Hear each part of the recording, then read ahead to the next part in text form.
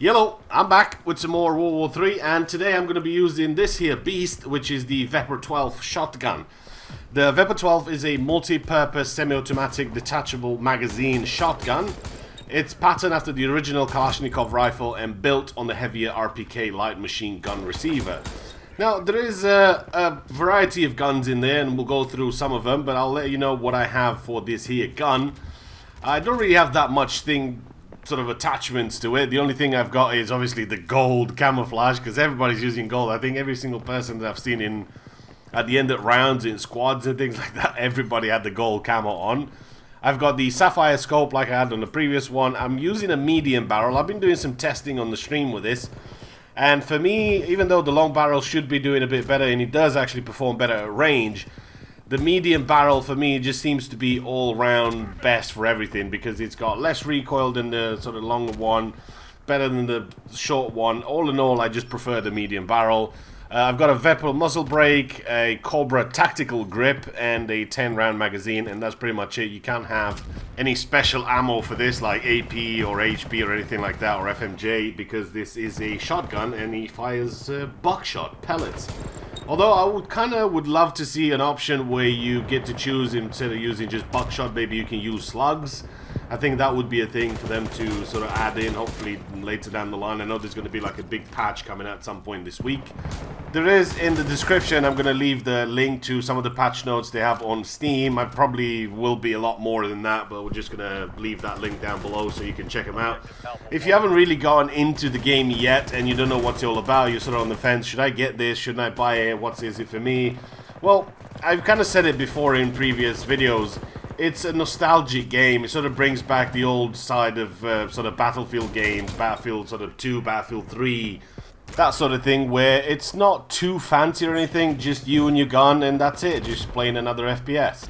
You just do your best to try and cap the flags, you work together with your team, and that's pretty much it. There is no fancy graphics, there is no helicopters, there's no planes, there's no revolution or anything like that you had in Battlefield. I mean, you do kind of have sort of strikes and things like that where you do sort of call a chopper down, but it brings you a vehicle, and you have planes coming in doing bombing rounds and carpet bombing and things like that, but not something that you could actually fly yourself. Who knows, maybe in time they might actually get something in.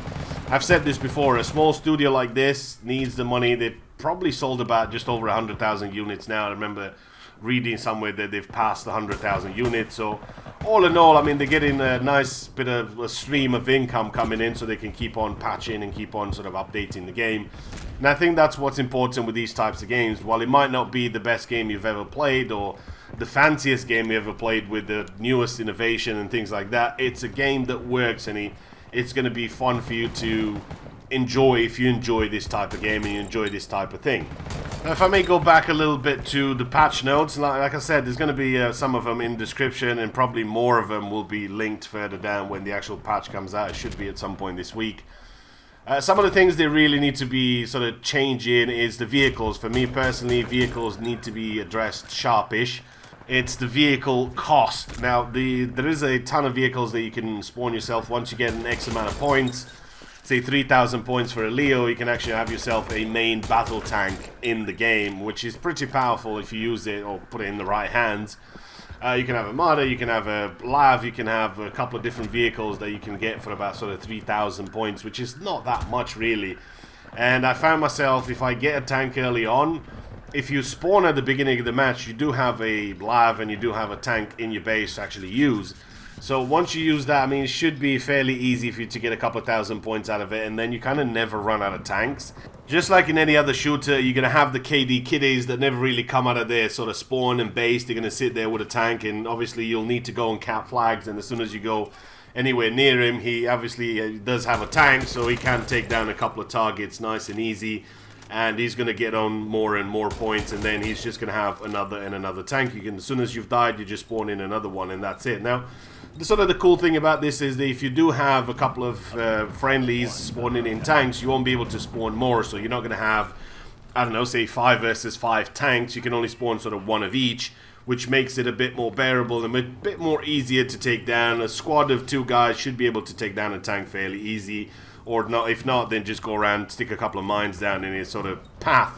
You know what he's going, and a mine will do the trick. I think it only takes 1 mine to actually take down a tank, and at one point I think I had like 5 of them littered on the field, so taking down a tank shouldn't really be that much of a problem, but I still think it's a bit too cheap to actually spawn the base tank in. A couple other things I'd love to see in these first patch notes. I'd love to see the spawns being addressed. There's so many times that you're spawning into your flag and he spawns you in front or behind enemies. I've spawned behind 3 people and shot them all in the back within 5 seconds. I've spawned in front of people and died within 2 seconds. So as long as they can sort of get past this sort of bug, I mean, this is kind of a problem in most shooters, in most games have that sort of problem.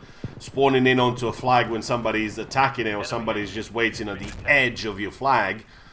You're going to get shot in the face either way you cut the mustard, so that's something that they'll need to address on. I'd love to see some sort of upgrade to the sounds, if possible. The sounds, holy shit, that flip. Holy shit, that flip, I didn't see that till now. Oh, I'd love to see some sort of upgrade to the sound system. There's so many great guns in the game, and they're just missing out on some of the sounds because they just sound a little bit too bland.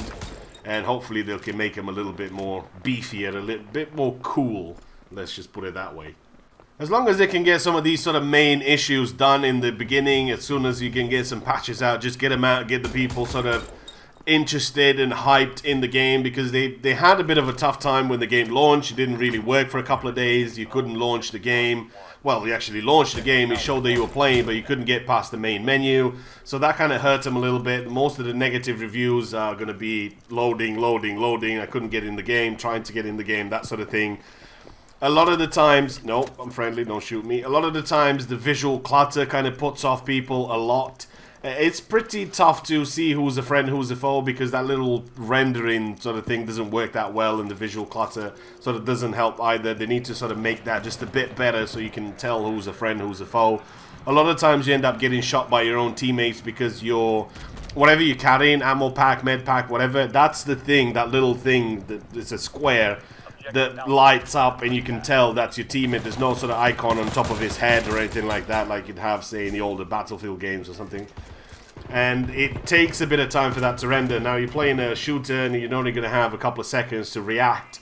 And by the time you realize, wait, is he a friend, is he a foe? It's going to be a little bit too little, too late. And most of the time it's sort of shoot first, ask questions later. That's kind of the way it goes. And if you do end up shooting one of your own teammates, now they thought maybe you're in a tank or maybe you're in a vehicle or maybe you're on the ground, they do have an option to punish you, and you will end up losing your tank because you've shot somebody by mistake. They didn't render his icon. So I think that might be a couple of things that put in some of the people off. But all in all, like I said, a small studio like this does need its time, does need a bit of money to actually keep this going.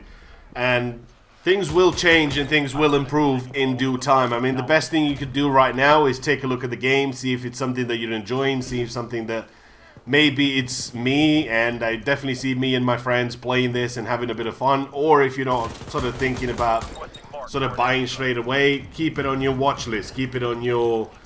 check it again in 2-3 months or whatever once you got a couple of patches out, see what changed, see what fixed.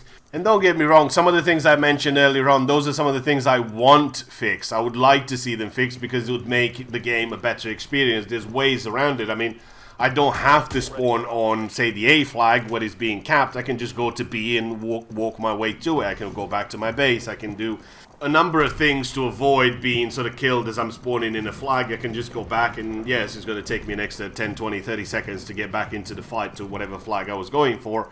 But at least I'm getting past the issue of if I spawn in that flag, I'm going to get shot because I know somebody's just going to be waiting at the edge of it and he's going to take me down because there is no sort of protection. I don't really have a bit of a chance to retaliate. Same thing goes with the tanks. Early on, you're going to get a tank, you're going to get a lav, go in, spawn yourself in with a couple of mines, put them in the right paths towards where the enemy, or where you think the enemy is going to be using his vehicles, or what to cover and what not to cover.